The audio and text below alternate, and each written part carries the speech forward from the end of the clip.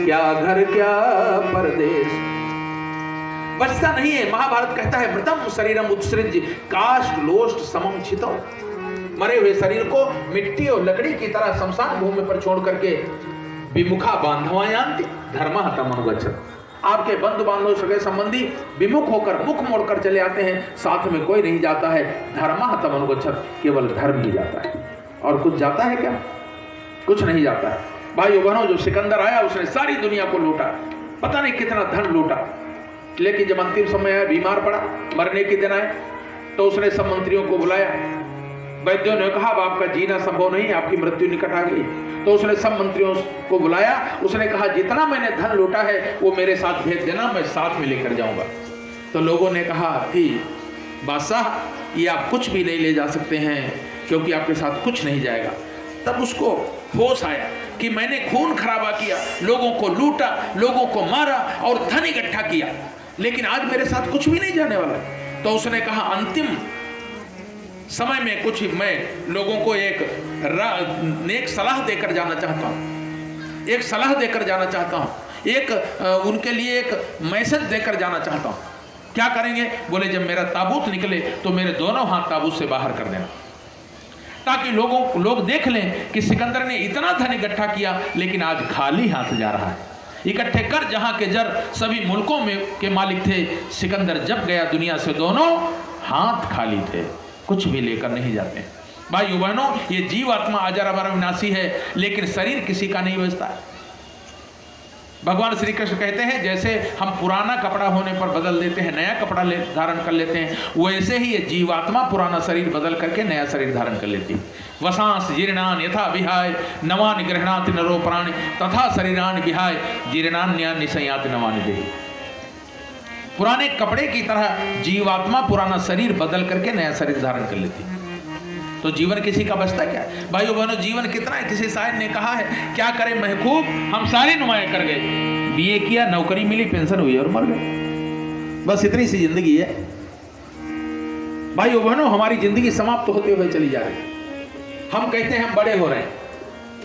अगर हम पूछें माता जी कितनी बड़ी हो गई, तो माता जी कहेंगे भैया जी हम 70 साल के बड़े हो गए।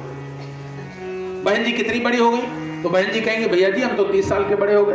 भाई साहब कितने बड़े हो गए, भाई साहब कहेंगे भाई साहब हम तो 48 साल के बड़े हो गए। अरे भाइयों बहनों, आप बड़े नहीं हो रहे हैं, ये भूल मत करना, आप छोटे हो रहे हैं। जिस दिन आपने जन्म लिया था उस दिन आप 90 साल के थे, 100 साल के थे, 80 साल के थे। अब कोई 2 साल का बचा है, कोई 5 साल का बचा है, कोई 10 साल का बचा है। आप छोटे हो रहे हैं, बड़े नहीं हो रहे हैं, ये भूल मत करना। और एक दिन ये जीवन खत्म हो जाएगा भाइयों बहनों, तो मौत हमको अपनी आगोश में ले लेगी और हमारा राम नाम सत्य हो जाएगा, मुर्दा बड़ा मस्त हो जाएगा। आदमी लेटा जमी पर लोग कहते मर गया, आदमी लेटा जमी पर लोग कहते मर गया, वह बेचारा था सफर में आज अपने घर गया। अरे सफर में हम घूम रहे हैं भाइयों बहनों, हमको जाना कहीं और है। ये थोड़े दिन की जिंदगी मिली है, इसका सही उपयोग कर लीजिए, सही उपयोग कर लीजिए। जो इस तथ्य को जानते हैं वो जीवन के समय को गंवाते नहीं है भाइयों बहनों। जो समय मिला सोचते हैं अरे अभी हम जब तब करके क्या करेंगे, जब बूढ़े हो जाएंगे तब हम पूजा पाठ कर लेंगे। बहू अगर यज्ञ करने के लिए कहती है सासू माँ से कि यहाँ यज्ञ हो रहा है 24 कुंडी, हम भी कराएं क्या? बोले तू बैठ चुप, अरे तुझे थोड़ा, मैं जाती हूँ, अरे बुढ़े लोगों को करना है तू बैठ। अरे उसको क्यों रोक देती? भाइयों बहनों, बूढ़े हो जाएंगे तब भजन होगा क्या?